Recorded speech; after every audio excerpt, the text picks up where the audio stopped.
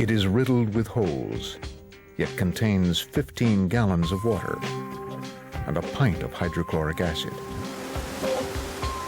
It has more protein than 70 pounds of peanuts. It has enough carbon to fill 1,000 pencils and enough phosphorus for 3,000 match heads. What sounds like a collection of chemicals in a leaky bag is the most complex structure on our planet, the human body.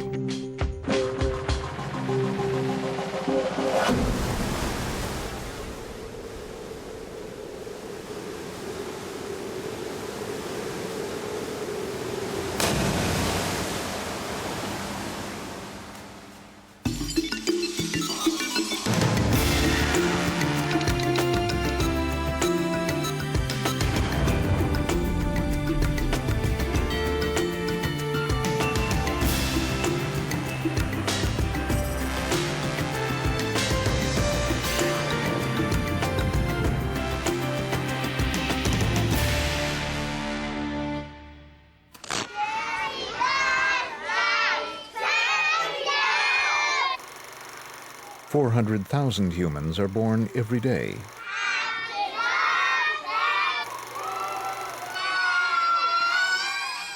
The one thing we all have in common is the amazing machine we all inhabit, the human body. In the course of its life, it will breathe 10 million balloons worth of air. It will process 30 tons of food. And it will secrete 17 gallons of tears. But humans rarely stop to think about the amazing technology behind even the most mundane action. At the very center of the body, for example, is an ingenious structure. It is incredibly strong, yet it is ultralight, so that we can move around freely.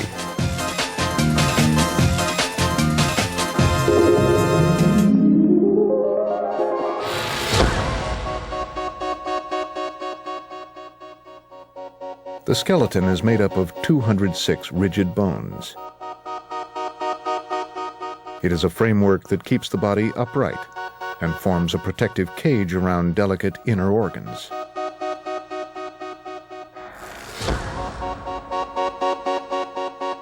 The most vulnerable organ in the body gets special attention. The brain is shielded by 22 bones fused together to form a natural crash helmet.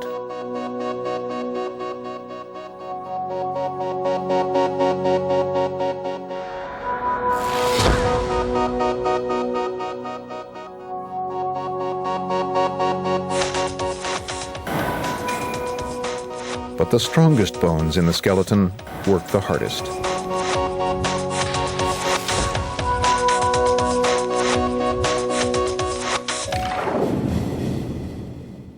As the body lands from an energetic leap, the thigh bones experience an impact of 1/2 ton, a force that would shatter granite. Thigh bones are engineered to survive this kind of treatment. The ends of the bone have a honeycomb structure consisting of struts and arches.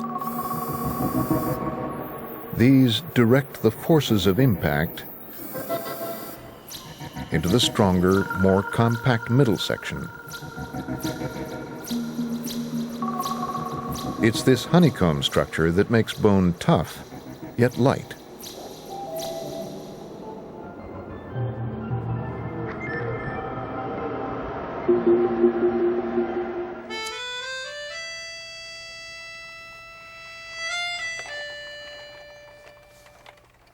This example of nature's ingenuity inspired an engineer working in Paris in the late 1800s.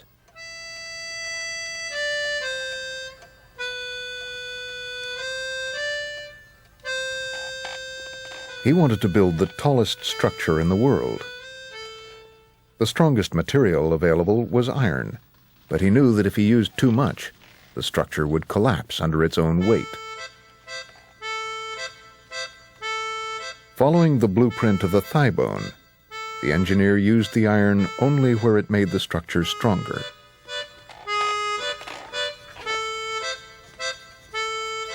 His name was Gustav Eiffel, and his tower became an icon.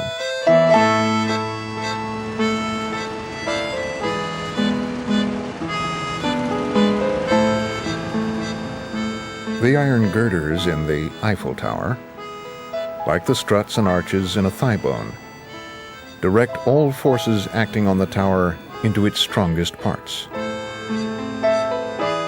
The legs.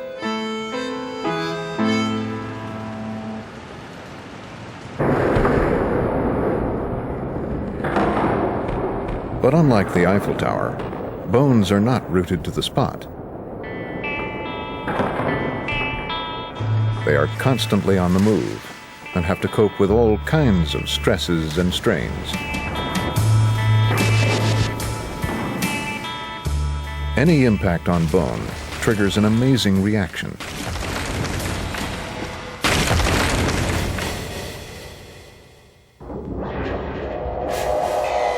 The shock mobilizes an army of microscopic bone-building machines.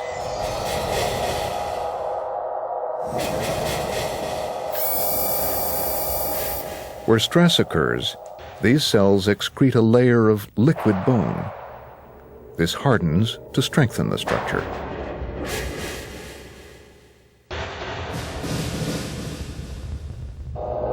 Areas without stress do not need to be so strong. Here, bone-destroying cells use hydrochloric acid to dissolve superfluous bone.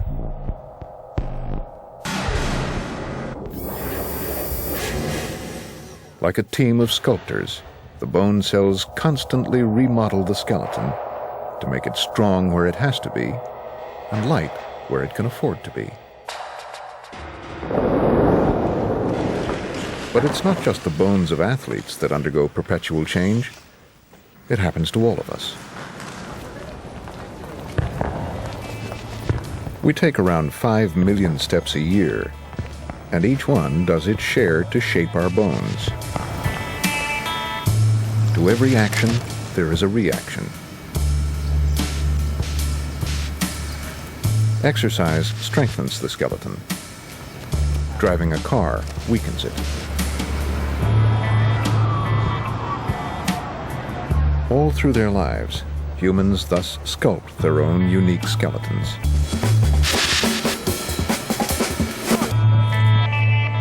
Bone cells work so hard that every person gets a completely overhauled skeleton every 10 years. So whatever age you are, your skeleton can never be more than 10 years old.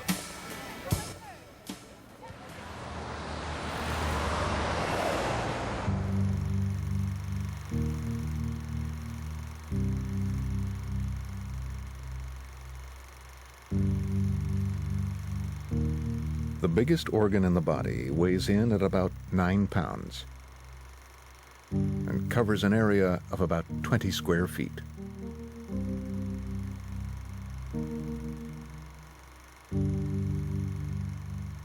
Rubbing it makes it flake off, filling our houses with dust.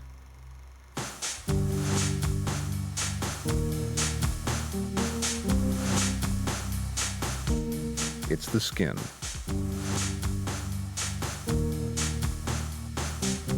The part of skin you can see is made up of dead cells.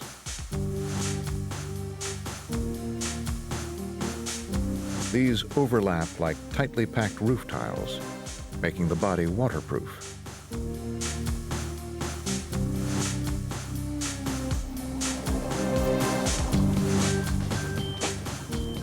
Skin stops precious water from escaping and harmful chemicals from entering.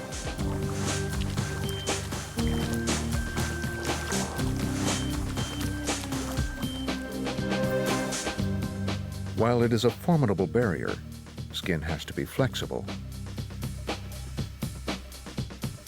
Sometimes extremely so. Pregnant women produce a hormone that allows their skin to stretch to twice its size.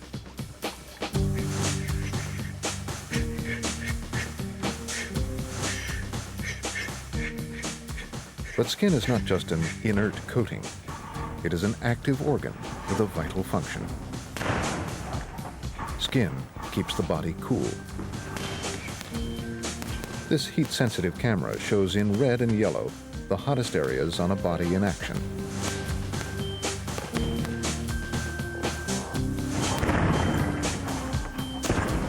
During heavy exercise, muscles generate enough heat to boil several cups of coffee.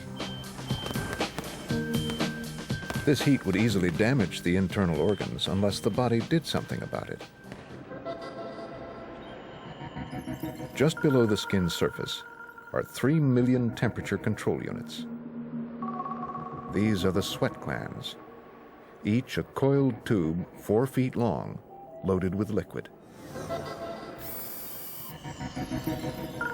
As the body heats up, the tube contracts, squeezing a droplet of sweat out onto the skin.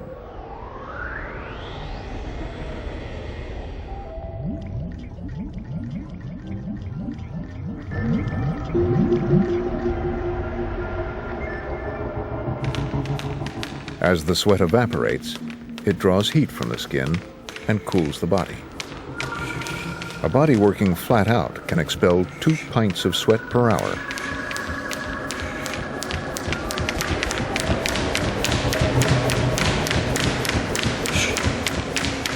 For an organ so packed with such finely tuned technology, skin is surprisingly robust.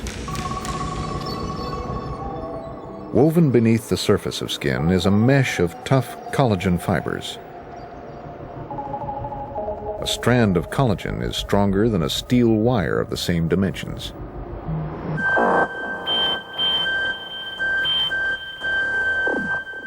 If skin lacks collagen, it is weak. This hardly matters unless it is pushed to its limit. 4 years ago, Billy Schweyer lost his bid for the lightweight championship of the world. His skin let him down. The fight was going really well actually, but unfortunately I got 2 really bad cuts, one over each eye. And unfortunately the referee had to stop the fight at the end of the 8th round. Losing the championship because of cut eyes is a terrible way to lose a championship really, but that's boxing.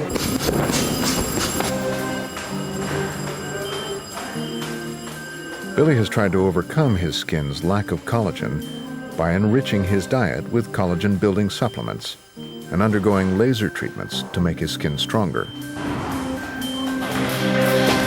It appears to be working.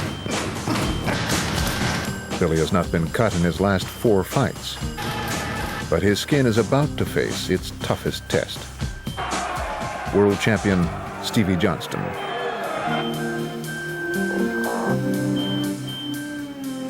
I really do believe that this is my time now, and fingers crossed on the night it'll be okay for me.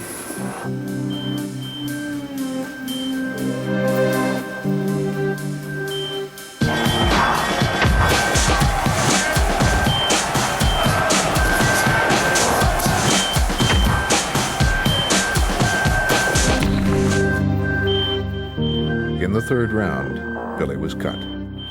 He fought on, only to suffer further cuts to his eyes and nose, but these were not serious enough to stop the fight. Billy went the full distance, but lost to the champion on points.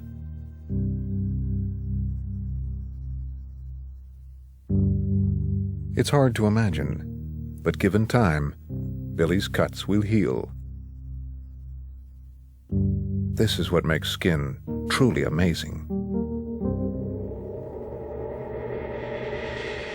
When skin is cut, hundreds of blood vessels are severed, flooding the wound with blood. This carries the body's healing kit. Small cells called platelets stick to each other and form temporary plugs that slow down the bleeding.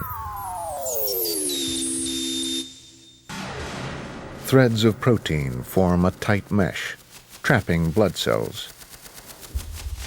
This becomes the scab. The scab contracts, pulling the edges of the wound closer together.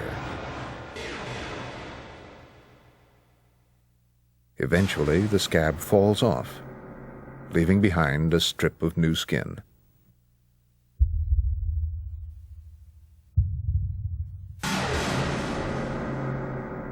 This is Billy 3 months after the fight.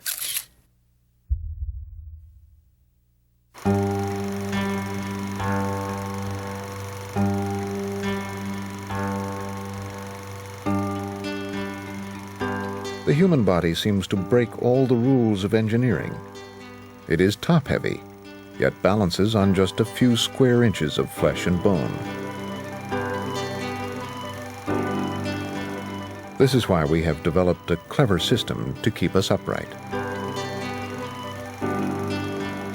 But we have to learn how to use it.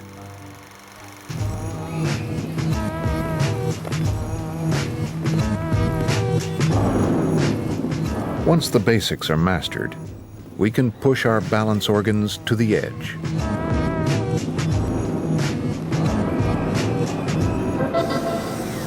As we bend our limbs, microscopic strain gauges measure the tension in the muscles to make sure we do not lean too far.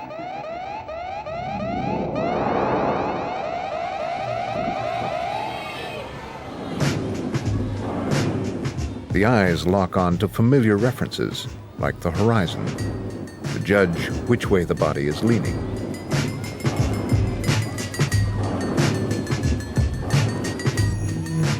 But the most important information for balance control comes from deep inside the skull.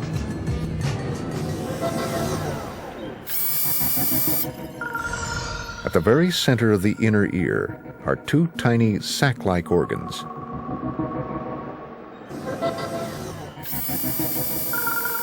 Each sac contains a patch of jelly covered with thousands of tiny crystals. As the head tilts, gravity pulls these crystals toward the ground. The slightest movement of these crystals stimulates nerve cells embedded in the jelly to fire off electrical messages. This tells the brain which way our head is tilting. These organs are so sensitive that we can detect a change in the angle of the head by as little as a few widths of a hair.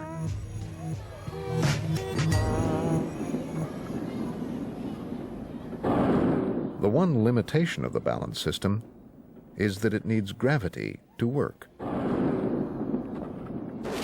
We have main engine start, 4, 3, 2, 1. We have booster ignition and liftoff. Roll program.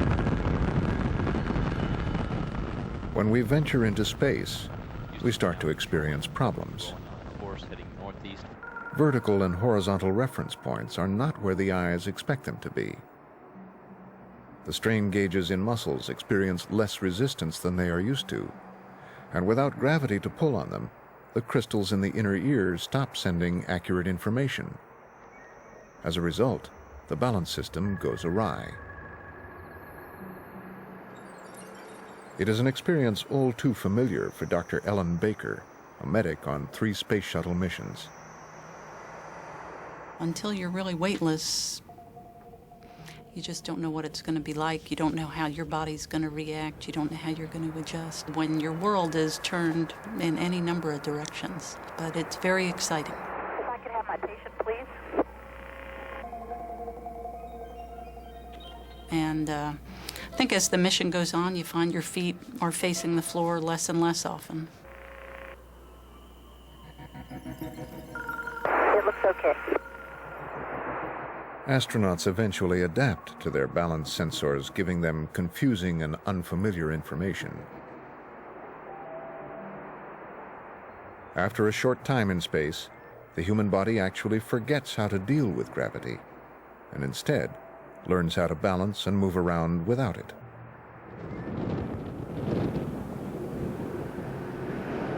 That is a problem when astronauts return to Earth. Touchdown. 1 flawless mission completed. I actually had a harder time coming back than I did going. normal sensations of moving your head don't feel so normal. For example, every time I would turn my head back and forth, I'd feel like my body was translating back and forth. And some people have that same sensation when they pitch their head forward. They feel like they're tumbling. And it probably took me a good 6 or 7 hours to feel like I could walk without making myself sick. I would say virtually everybody has those sorts of problems to a different degree on returning. Astronauts feel a sensation not unlike seasickness when they return to gravity, because the signals from their reawakened ear crystals do not match with what their eyes are telling them. This confuses them and results in disorientation. Every astronaut has some disturbance of balance or gait after return from flight. If you watch them walk around under the shuttle, for instance, as they try to walk around corners, they take it too short and clip their elbow or their knee on the corner. There's a funny illusion that many of them report if they walk upstairs right after spaceflight. It feels not like they're walking up the stairs, but often like they're pushing the stairs down. After landing, astronauts are tested for balance in a computer-controlled booth. This test, please keep your eyes open and try to maintain an upright stance. Here we go. Bill Pulaski can move the base plates and the visual surround to assess the performance of each of the balance sensors. You feel like you know where upright is? I think so. I think I'm tilting back right now. And now I feel like I'm about to fall forward. He has found that the inner ear organ is impaired the most. Okay. Wow. Good. You all right? Yeah, I'm fine. Okay. The longer a human spends in weightlessness, the longer it takes the body to readapt to gravity. It can take weeks for an astronaut to get over the nausea and disorientation.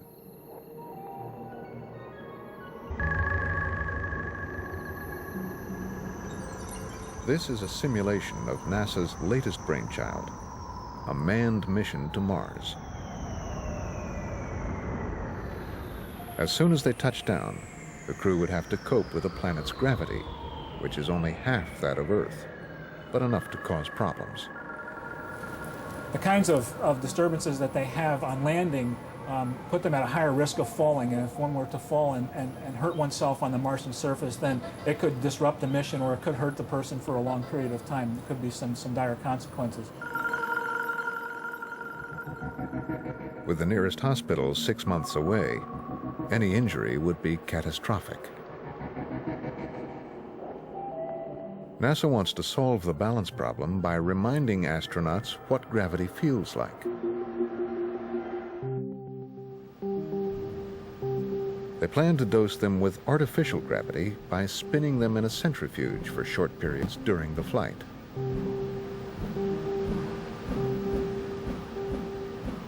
As soon as they land, they would be ready to start work without the risk of disorientation.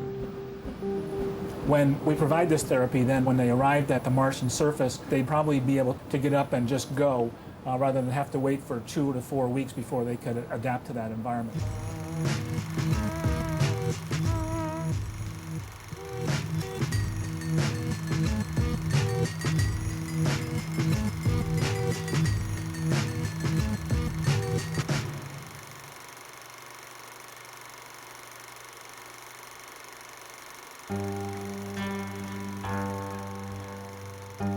Perhaps the most sophisticated instrument in nature is something we take for granted: the human hand.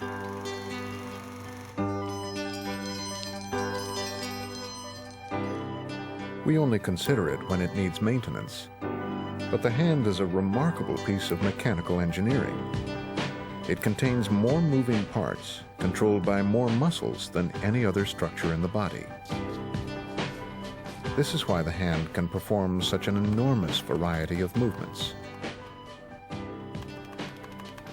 It is capable of both brute force and incredible finesse. But the hand has not always been so versatile.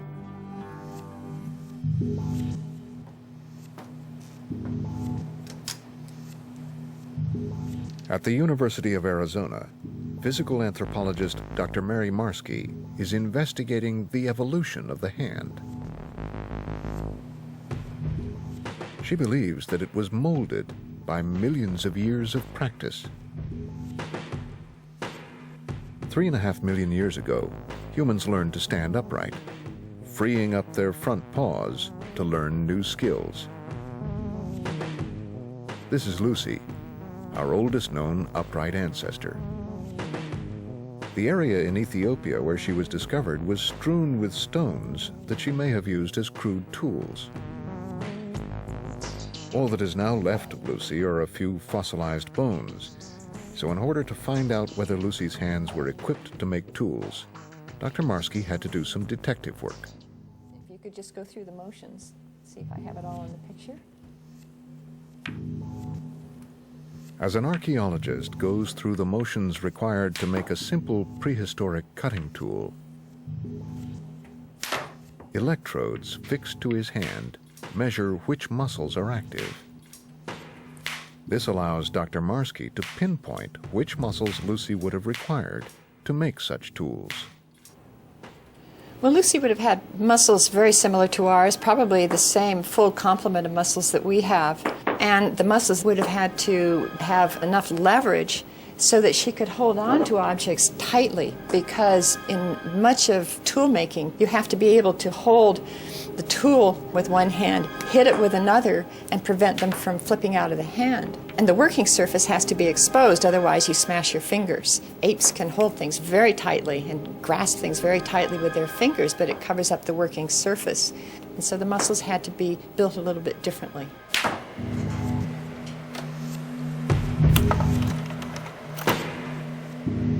By taking close-up photographs of Lucy's finger bones, Dr. Marsky is able to reconstruct a three-dimensional image of the joint surfaces. From the shape and curvature that was revealed, she is able to judge the amount of movement Lucy's fingers may have had. Well, Lucy doesn't seem to have had so much of a range of movement for her little finger, especially in the palm of the hand, coming toward the thumb. All right, we're going to do clubbing. And this might have had an effect on her ability to get a good grasp of cylindrical objects like bones that she might have used for pounding or clubbing. On the other hand, she had some features which she shared exclusively with modern humans. And these features provide a little give at the base of the index finger, allowing it to be pulled over toward the thumb, so that we think that she would have had the ability for a good, well-controlled three-jaw chuck grip of something like stones that she could have thrown.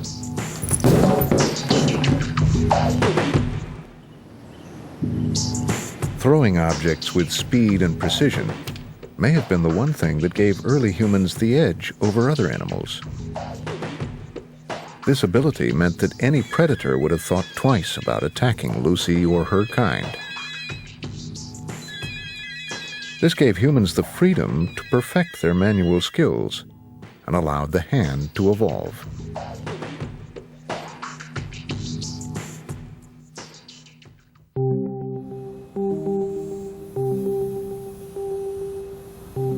Engineers at NASA have achieved in 5 years what took nature millions of years to accomplish.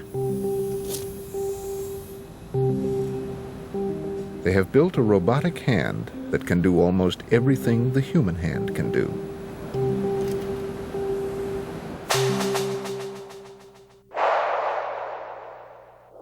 The NASA hand will one day be part of a robotic astronaut that will perform sophisticated maintenance tasks outside spacecraft.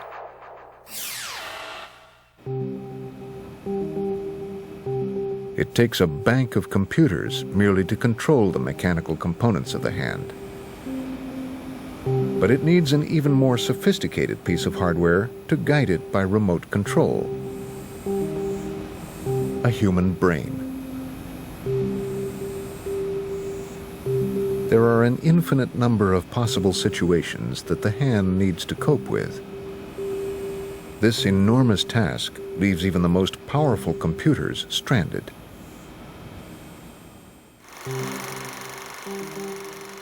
We actually spend most of our early childhood teaching our brains how to control our hands. Just to open a tin can, the brain has to send millions of nerve signals to the hands every second, while it simultaneously coordinates a multitude of other bodily functions.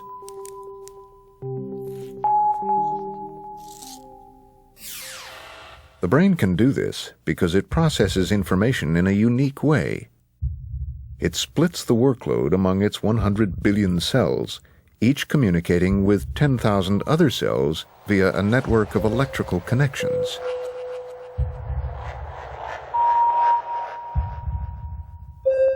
To get an idea of the scale of this system, imagine making a phone call.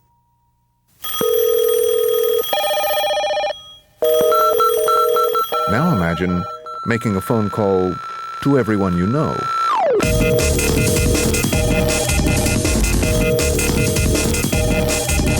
Now imagine every citizen in a city as big as New York calling every single name listed in the telephone directory. What if the same thing was happening in every single city in the world?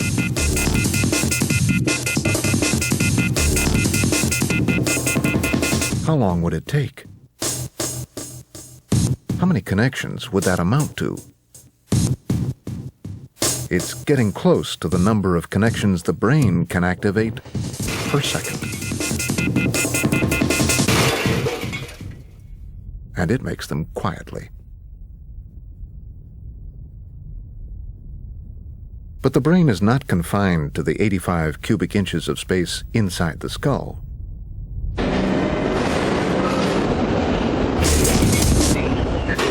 The brain is able to reach out and experience the world through the senses.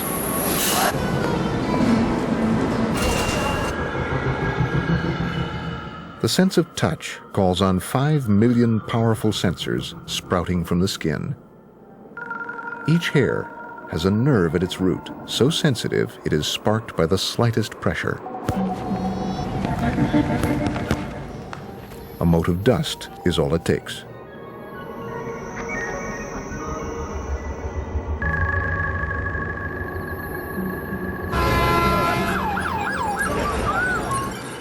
The sense of hearing relies on specially shaped pieces of cartilage attached to the sides of the head.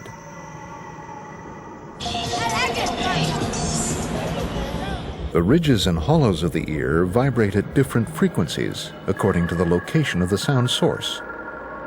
This helps us determine where a sound comes from.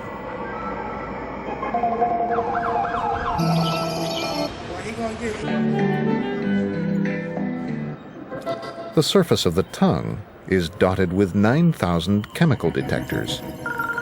These taste buds require just a few molecules of a substance to detect whether it's bitter, salty, sour, or sweet.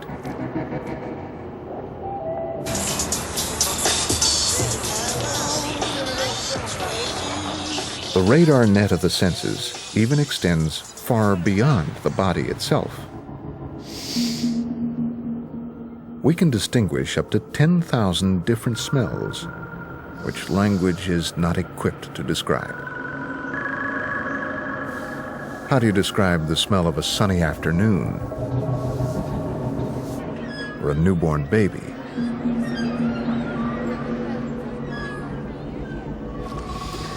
We are literally bathed in smells, as odor molecules are floating around us all the time. Every breath draws millions of these molecules up into the nostril.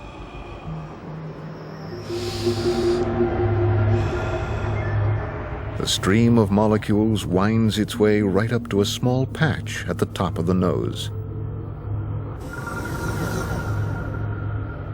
This area is packed with millions of nerve cells that can register smells.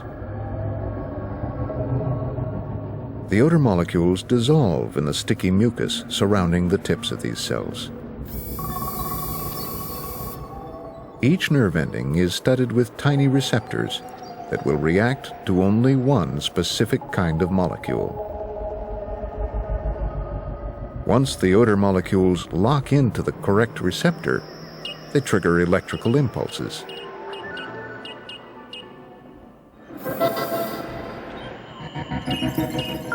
These signals feed straight into the brain area that controls emotion and memory. That explains why smells are so good at bringing back memories and influencing our mood.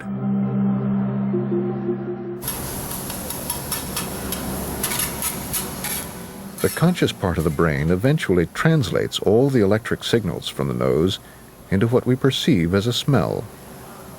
So ultimately, we smell with our brains.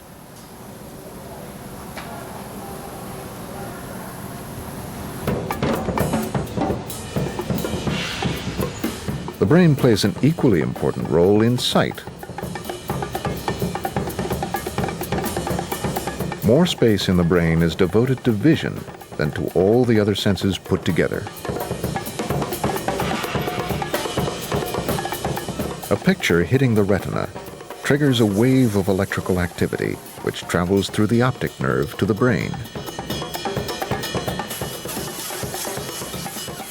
Within fractions of a second, the brain neatly divides this electric storm into separate chunks of information. For color, edge, form, movement, or depth. Eventually, the brain rebuilds the separate elements into a picture we can understand.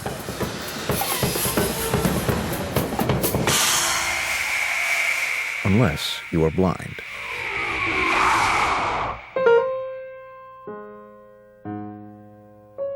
Neurobiologist John Cronley Dillon is trying to do something that sounds like a miracle: make blind people see.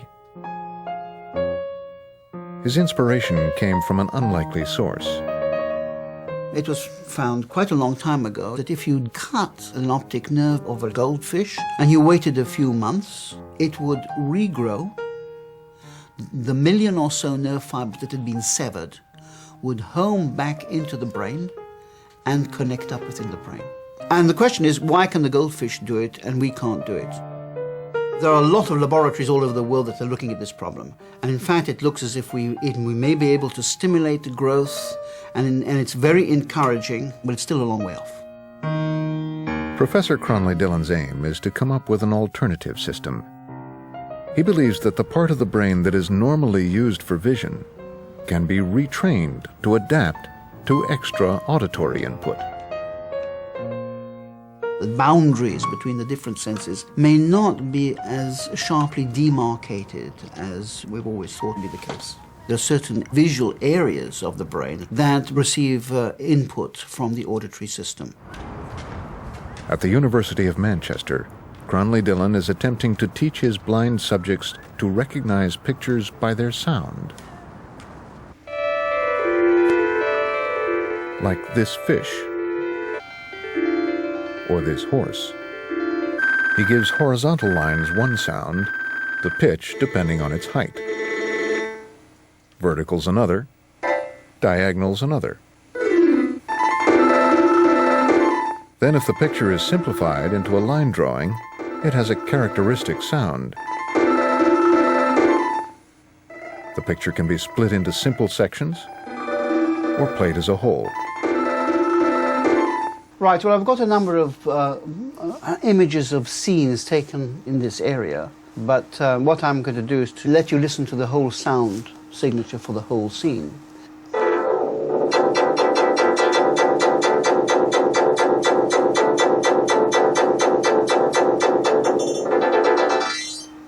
Right, you've heard what I've played, I mean, the whole thing. Yeah. Can you tell me what you think it is?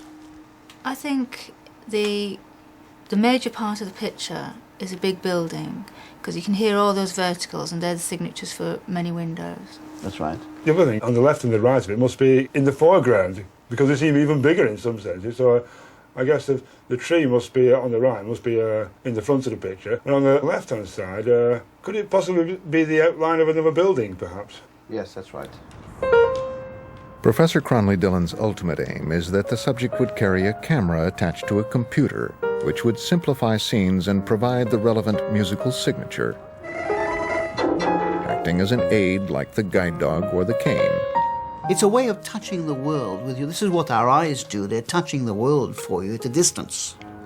Now, it's true that touch does that, but with a cane you're limited to within arm's length. We see it as providing information which is not at the present available to a blind person.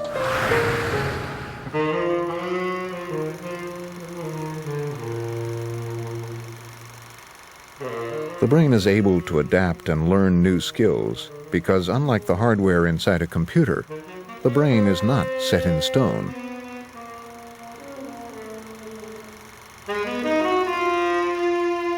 It is of an almost fluid nature.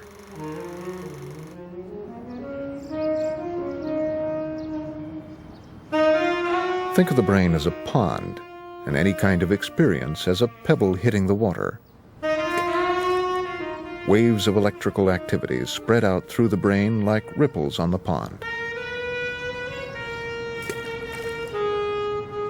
Different ripples merge and form new patterns. The surface of the pond changes all the time.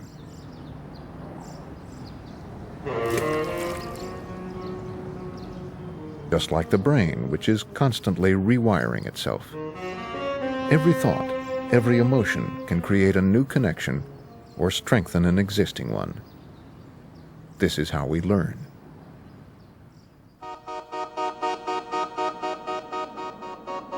Behind all of this activity is an army of microscopic machines, responsible not only for the brain's actions, but for every process within the body.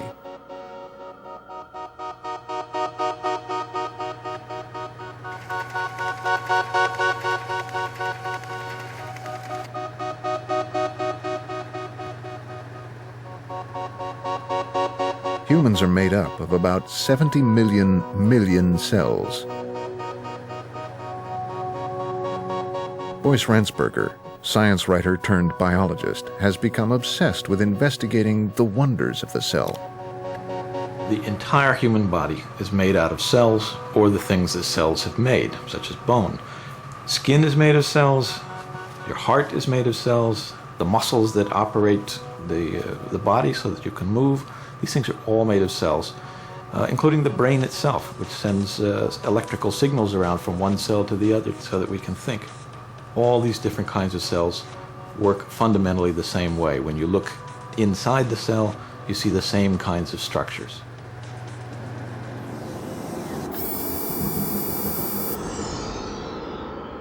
Inside a single cell, there are hundreds of microscopic power stations, protein factories, recycling plants, and transport highways. The nucleus is the control center of the cell. It contains DNA, the blueprint of life that tells a cell how to assemble its infrastructure.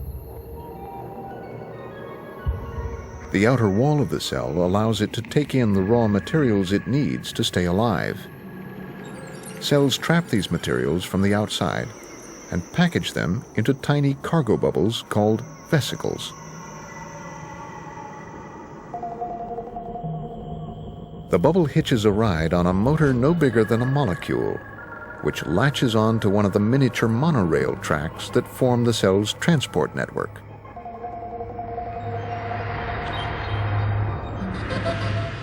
Usually, the bubbles reach their destinations within seconds. But in the biggest cells, which stretch from the spine to the toe, the journey can take 4 days.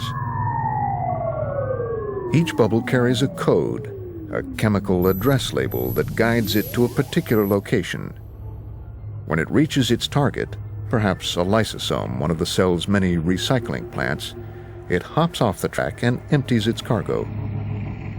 The job of the recycling plant is to break down the delivered raw materials into smaller building blocks, which the cell uses to grow.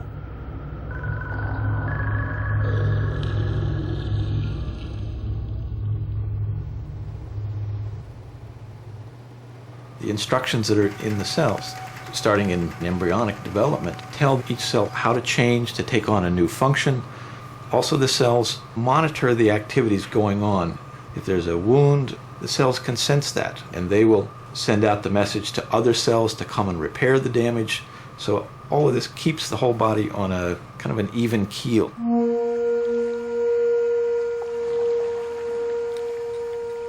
Sometimes, though, our cells don't behave as they're supposed to, and they are unable to repair damage to the body. 10 years ago, outdoors enthusiast Sean Saracen cut his leg. Unfortunately, the wound was inflamed for such a long period of time that Sean's skin cells were not able to grow and heal the wound. It's quite disturbing when you get a wound area of your skin that's not healing like every other part of your body does. You cut your hand, you cut your face, everything grows back when the cells realize that there's been damage done. But in my leg, that wasn't happening. And so they tried a skin graft, which failed. They tried another skin graft, which failed. And so that's why we needed to take some different measures. Sean is one of 3,000 people who have received a revolutionary treatment, a graft of artificial skin.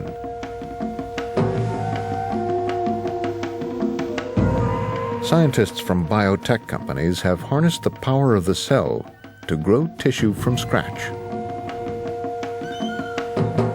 The best cells to use are those from the circumcised foreskins of newborn babies because they multiply rapidly. The cells from just one foreskin can grow a football field's worth of skin.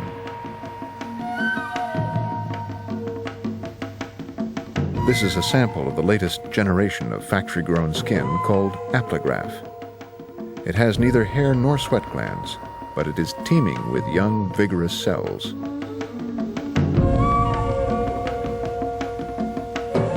The leg's looking good here. It's gotten quite a bit smaller, I think, since your last visit here. I'm going to measure it. It now measures 55 millimeters, so it's healed almost by half in the last month, and it must be 80% healed from when we originally put on the aplograph, I would say. It's retaught my skin cells to grow, and when they haven't done that for a long time. And it's just been a remarkable process of healing for me.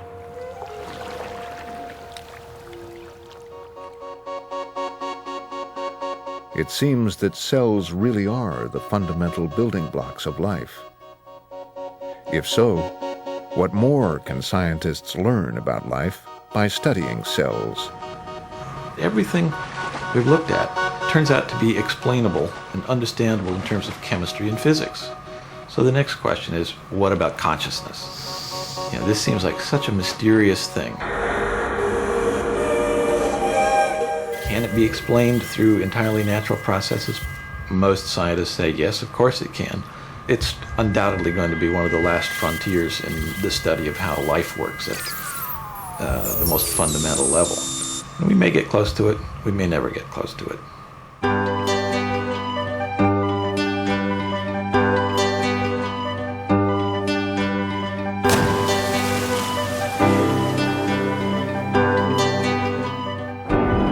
Could it be that our incredible bodies are no more than the result of physics and chemistry?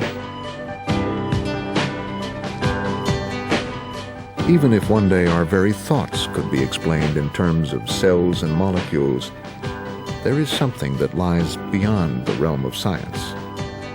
Quite simply, how we live our lives. Our experiences and memories really make us who we are. Unique inhabitants of nature's most complex machine, the human body.